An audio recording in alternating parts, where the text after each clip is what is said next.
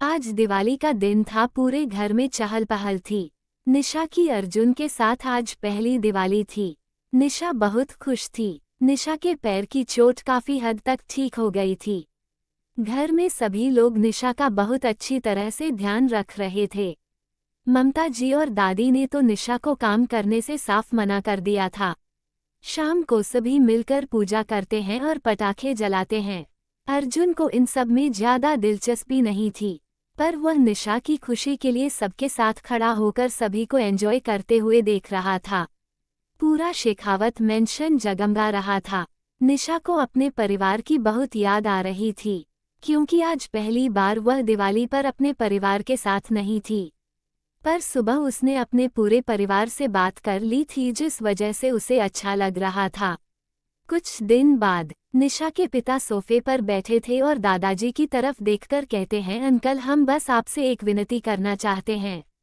दादाजी राम जी की बात सुन कहते हैं, बेटा आपको जो भी कहना है साफ साफ कहिए, आपको हाथ जोड़ने की कोई जरूरत नहीं है।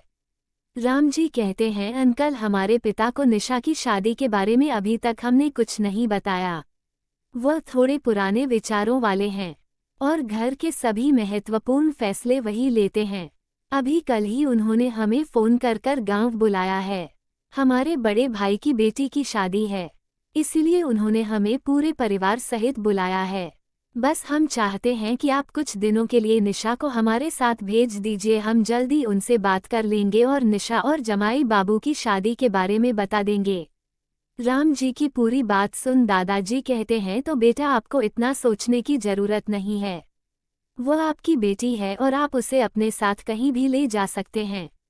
पर हम एक बार अर्जुन से इस बारे में जरूर बात करना चाहेंगे। दादाजी की बात सुन राम जी कहते हैं, जी अंकल आपको जैसा ठीक लगे, आप एक बार जरूर जमाई बाबू से बात कर लीजिए। तभी निशा कॉलेज से आती है। अपने पापा को देख निशा से बहुत खुश हो जाती है और जल्दी गले लग जाती है। राम जी को अपनी बेटी को इतना खुश देख शांति मिलती है। जब निशा की शादी हुई थी तब उन्हें डर था कि कहाँ उनके बेटे के किए की सजा निशा को ना मिले, पर अब निशा को अपने परिवार के साथ इतना खुश देख राम जी को बहुत खुशी होती है। आखिर एक पिता को चाहिए ही क्या होता है, वो बस अब सारी जिंदगी अपने बच्चों को खुश देखना चाहते हैं। निशा अपने पापा की तरफ देखकर कहती, पापा आप यहाँ सब ठीक तो है ना?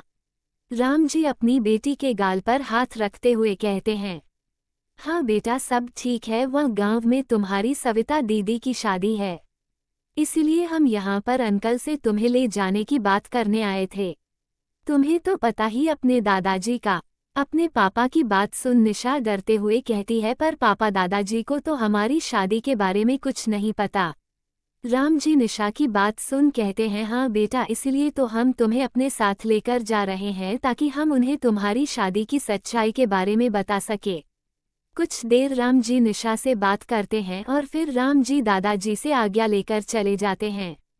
सभी लोग डाइनिंग टेबल पर बैठे डिनर कर रहे थे।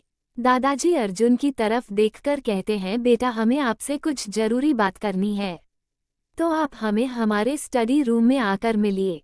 दादाजी की बात सुनो अर्जुन कहता है, जी दादाजी। Study room. दादाजी सोफे पर बैठे अर्जुन की तरफ देख रहे थे। अर्जुन दादाजी की तरह देखकर कहता है, दादाजी आपको जो कहना है कहिए। दादाजी कहते हैं, बेटा आज तुम्हारे ससुर आए थे, वह चाहते हैं कि वह कुछ दिनों के लिए तुम्हारी पत्नी को अपने साथ गांव लेकर जाना चाहते हैं। उनके घर में कोई शादी है और उनके पिता को भी आपके और निशा की शादी के बारे में कुछ नहीं पता। दादाजी की बात सुन अर्जुन खड़े होते हुए कहता है, आप उनसे साफ साफ मना कर दीजिए, और रूम से बाहर जाने लगता है कि तभी दादाजी कहते हैं, पर बेटा हम चाहते हैं कि आप उनकी बात मान लीजिए। गांव की हालत कैसे होती है यह आप भी बहुत अच्छी तरह से जानते हैं। हम नहीं चाहते कि आपके ससुर को उनके पिता और घर वालों के सामने शर्मिंदा होना पड़े, और फिर कुछ दिनों की तो बात है, जब आपकी शादी के बारे में वहां सबको पता चल जाएगा तो आप अपनी पत्नी को वापस ले आना। इसमें कोई बड़ी बात नहीं है बेटा, हमें उनकी प्रॉब्लम को समझना चाहिए, वह बहुत उम्मीद से हमारे पास आए थे। दादाजी की बात सुन अर्जुन बिना कुछ कहे कमरे से बाहर चला जाता है। अर्जुन का कैमरा। निशा कमरे में इधर उधर घूमकर अर्जुन के आने का इंतजार कर रही थी। निशा को बहुत बेचैनी हो रही थी, क्योंकि उसे बहुत अच्छी तरह से पता था कि अर्जुन उसे कहीं नहीं जाने देगा। अर्जुन के साथ रहते हुए निशा को इतना समझ आ गया था कि अर्जुन उसे अकेले कहीं नहीं जाने देगा। निशा कॉलेज में भी जाती थी तो सारा दिन में 1-2 बार अर्जुन का कॉल आ ही जाता था। अर्जुन अपने बिजी शेड्यूल में से भी टाइम निकालकर हमेशा निशा को कॉल किया करता था। अर्जुन कमरे में आता है, निशा को इस तरह बेचैनी से इधर उधर टहलते देखा अर्जुन कुछ नहीं बोलता और बाथरूम की तरफ चला जाता है। अर्जुन को बिना कुछ बोले बाथरूम जाता देख निशा हैरान हो जाती है, क्योंकि उसे लग रहा था कि अर्जुन कमरे में आते ही उसे पर गुस्सा करेगा। पर यहाँ तो अर्जुन बिना कुछ कहे हैं बाथरूम की तरफ चला गया था। निशा को समझ नहीं आ रहा था कि यह तूफान के आने से पहले की शांति है या फिर अर्जुन उसे भेजने के लिए मान गया है। निशा बेचैनी से बाथरूम के दरवाजे का खुलने का इंतजार करने लगती है। अर्जुन बाथरूम से बाहर आता है और सोफे पर बैठ जाता है। निशा बिना कुछ बोले बस लगातार अर्जुन को देख रही थी। अर्जुन अपने उंगलियों से निशा को अपने पास आने का इशारा करता है। अर्जुन का इशारा समझ निशा डरते हुए अर्जुन के पास आकर खड़ी हो जाती है। अर्जुन निशा का हाथ पकड़कर खींच के उसे अपनी गोद में बैठा लेता है और निशा की कमर को टाइटली होल्ड करते हुए कहता है, तो बीवी तुम मुझसे दूर जाना चाहती हो। अचानक अर्जुन के इतना टाइट पकड़ने से निशा को अपनी कमर में दर्द होता है, पर अर्जुन की सर्द आवाज सुन निशा के रोंगटे खड़े हो जाते हैं और वह जल्दी से अपना सर ना में हिलाते हुए कहती है, नहीं नहीं मैं नहीं ऐसा चाहती। अर्जुन निशा के बालों को कान के पीछे करते हुए कहता है, तो तुमने अपने पिताजी को पहले ही मन क्यों नहीं किया। अर्जुन की बात सुन निशा कहती है, मुझे पहले नहीं पता था, आज अचानक ही पापा घर पर आ गए थे। अगर मुझे पहले पता होता तो मैं उन्हें मना कर देती। निशा की बात सुन अर्जुन कहता है, तो ठीक है तुम अब मना कर दो। निशा अर्जुन की बात सुन उसकी तरफ अपनी भरी आंखों से देखते हुए कहती है, पर मैं ऐसा नहीं कर सकती, प्लीज बस कुछ दिनों के लिए मुझे पापा के साथ भेज दीजिए। निशा की बात सुन अर्जुन अपनी पकड़ निशा की कमर पर काश देता है। अर्जुन के इतना तेज पकड़ने से निशा की हल्की सी चीख निकल जाती है और उसके आंसू बह जाते हैं। अर्जुन निशा के आंसू साफ करते हुए कहता है, क्यों तुम ऐसा क्यों नहीं कर सकती। निशा सुबकते हुए कहती है, क्योंकि दादाजी ने पूरे परिवार को आने के लिए बोला है। हमारे परिवार में कोई भी दादाजी की बात को नहीं टालता। अगर मैं पापा के साथ नहीं गई तो दादाजी को बिल्कुल भी अच्छा नहीं लगेगा। बस कुछ दिनों की बात है। मैंने पापा से बात की है, जैसे ही शादी खत्म होगी पापा आपके बारे में दादाजी को बता देंगे और मैं जल्दी से वापस आ जाऊंगी। पर प्लीज़ आप इस बार मुझे जाने दीजिए, क्योंकि मैं अपनी वजह से पापा शर्मिंदा होते हुए नहीं देख सकती। क्योंकि अगर मैं वहां नहीं गई तो सभी लोग पापा को गलत बोलेंगे। राहुल भैया के बारे में तो पहले ही गांव में सबको पता लग गया है, इसीलिए दादाजी बहुत ज्यादा गुस्सा है। अर्जुन निशा की तरफ देखते हुए कहता है, कौन सा गांव है तुम्हारा। अर्जुन का सवाल सुन निशा अर्जुन की तरफ देखते हुए कहती है, झारखंड। अर्जुन निशा के बिना कुछ बोले उसे अपनी गोद में उठाकर बेड के पास लेकर जाता है और बेड पर लेटे हुए कहते हैं, सो जाओ हम बाद में बात करेंगे, और निशा की दूसरी साइड लेट जाता है। निशा अर्जुन को इस तरह बिना जवाब दिए लेट देखा उसकी तरफ देखने लगती है। अर्जुन जो आंखें बंद कर कर लेटा था बिना निशा की तरफ देख ही कहता है, सो जाओ बीवी, नहीं तो शायद मैं तुम्हें पूरी रात सोने ना दूं। अर्जुन की बात सुन निशा के गाल लाल हो जाते हैं और वह झट से अपनी आंखें बंद कर लेती है। निशा बार बार करवटें बदल रही थी। बेचैनी की वजह से निशा को नींद नहीं आ रही थी। निशा अर्जुन की तरफ देखती है जो आंखें बंद करके सोया था। अर्जुन झटके से निशा के ऊपर आ जाता है और उसकी आंखों में देखते हुए कहते हैं, लगता है बीवी तुम्हें नींद नहीं आ रही है, क्यों ना हम आज सारी रात जागे। निशा अर्जुन के अचानक ऐसे अपने ऊपर आने से हैरान हो जाती है। अर्जुन की बात सुन निशा जल्दी से अपना सर ना में हिलाते हुए कहती है, नहीं नहीं मुझे नींद आ रही है, बहुत नींद आ रही है, मैं बस सोने वाली थी। अर्जुन निशा के होठों पर अपना अंगूठा फिरते हुए कहता है, पर बीवी अब मुझे नींद नहीं आ रही है। और निशा के होठों पर अपने होंठ रख देता है। अर्जुन के होंठ अपने होंठ पर महसूस कर निशा के हाथ अर्जुन के कंधे पर चले जाते हैं। निशा अपनी मुट्ठियों में अर्जुन की शर्ट को कसकर पकड़ लेती है। अर्जुन निशा के होठों को बहुत ही पैशनेट तरीके से चूम रहा था।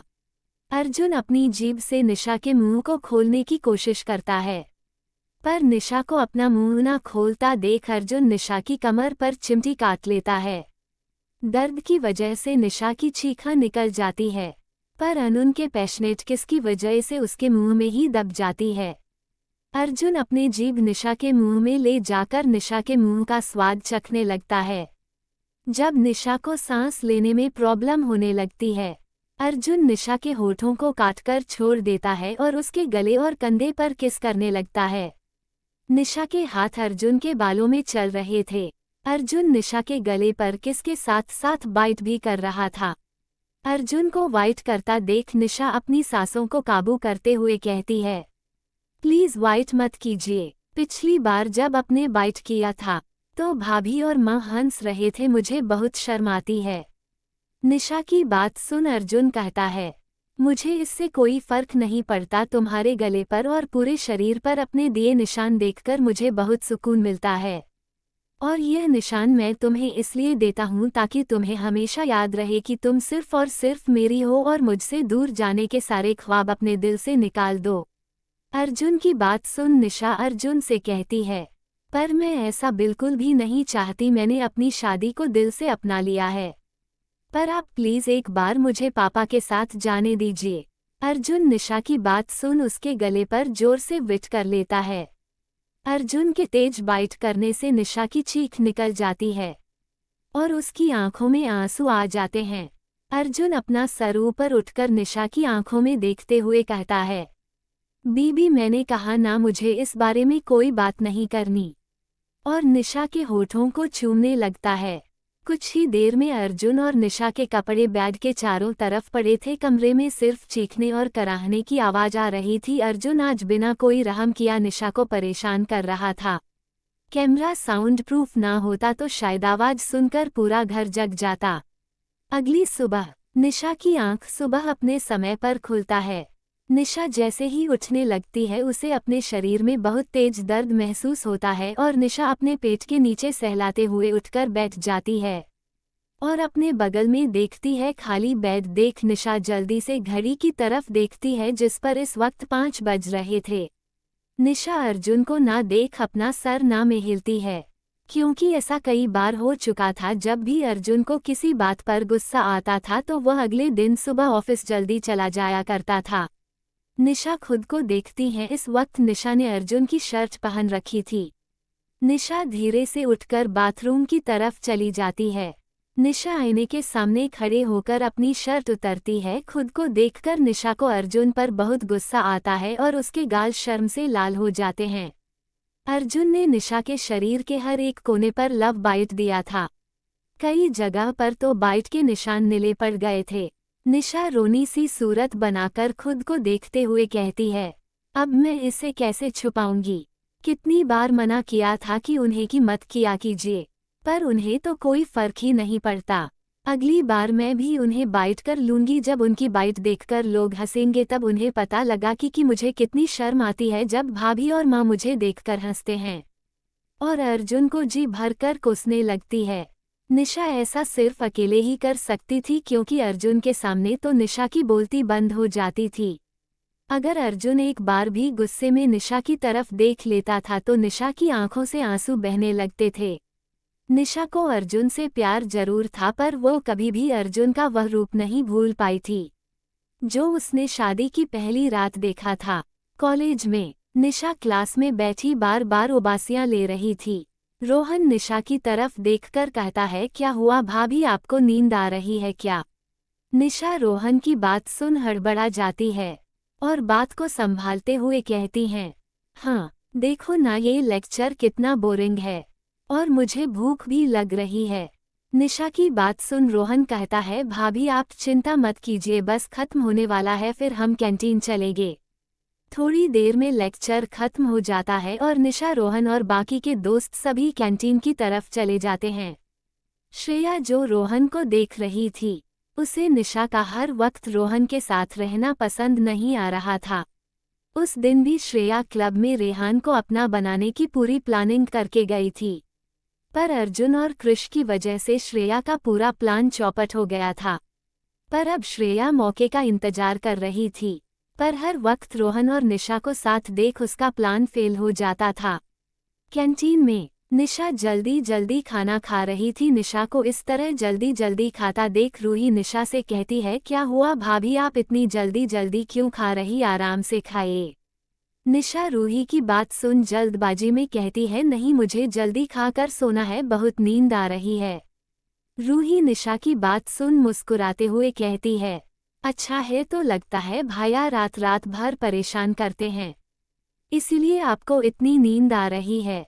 वैसे उन्हें देखकर तो नहीं लगता कि वो इतने रोमांटिक भी हो सकते हैं।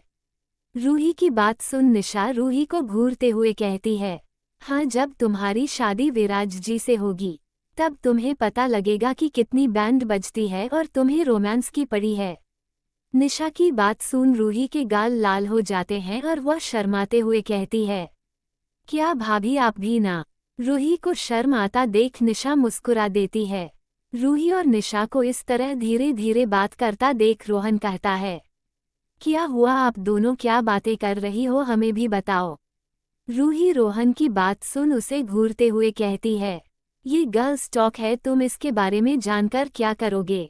रोहित की बात सुन रोहन रूही के सर पर मरते हुए मुंह बनाकर कहता है, ये गर्ल्स टॉक है हो। निशा रोहन और रूही की लड़ाई बंद करवाते हुए कहती है, रोहन स्पोर्ट्स मीट आने वाले हैं, तो तुम क्या अपनी टीम के साथ खेलोगे। निशा की बात सुन रोहन कहता, जी भाभी, खेलूंगा ही नहीं, जीतूंगा भी। रोहन की बात सुन रूही जल्दी से बीच में बोलते हुए कहती है, हाँ हाँ, और हम तुम्हारे लिए खूब चीयर अप करेंगे। इसी तरह सभी बातें करते हुए लंच करने लगते हैं, पर निशा का ध्यान बार बार अपनी फ़ोन की तरफ जा रहा था, क्योंकि अक्सर निशा को लंच टाइम में ही अर्जुन का कॉल आया करता था। पर अब लंच खत्म होने में सिर्फ 15 मिनट रह गए थे, पर अर्जुन ने अभी तक कॉल नहीं किया था। निशा फ़ोन को घूरते हुए अपने मन में कहती है, लगता है मिस्टर शेखावत कुछ ज़्यादा ही नाराज है, तभी तो आज कॉल नहीं किया उन्होंने। क्या मुझे कॉल करना चाहिए उन्हें। और खुद के सवालों का जवाब खुद को देते हुए कहती है, नहीं बिल्कुल नहीं, नाराज तो मुझे होना चाहिए, उन्होंने रात भर मुझे बहुत परेशान किया और सवेरे मुझे कोई जवाब दिए ऑफिस भी चले गए।